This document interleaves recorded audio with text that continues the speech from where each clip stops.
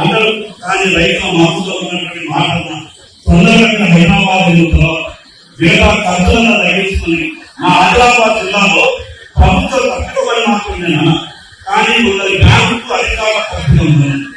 ఈ రాష్ట్రంలో ఏ అభివృద్ధి నష్టపోయేదో లేదో తెలియదు కానీ నా అభివృద్ధిలో మహారాష్ట్ర బ్యాంకు సంబంధించినటువంటి రైతులు దాదాపు 80% మంది రైతులు రుణమాఫీ కాగలరు.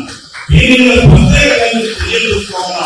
ఎందుకంటే ఈ విషయం నా ఆదిలాబాద్ జరిగింది, మిగతా కొన్ని అభివృద్ధిలో జరిగింది. మీరు రాష్ట్రంలో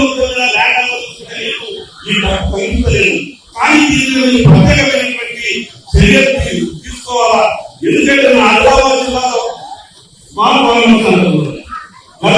ప్రభుత్వంలో అన్యాయం జరిగింది, ఇప్పుడు ఈ ప్రభుత్వంలో అన్యాయం జరిగితే వారు చాలా బాధపడుతున్నారు. కాబట్టి ఆ ఎక్కడైతే లోపం జరిగింది బ్యాంకు అధికారుల వల్ల జరిగినటువంటి తప్పుల వల్ల రైతులు నష్టపోతే అది మనందరికీ మంచిది కాదు. కాబట్టి వెంటనే ఈ రుణమాఫీ ఆదిలాబాద్ జిల్లాకు ప్రత్యేకంగా చర్యలు తీసుకోవాలి.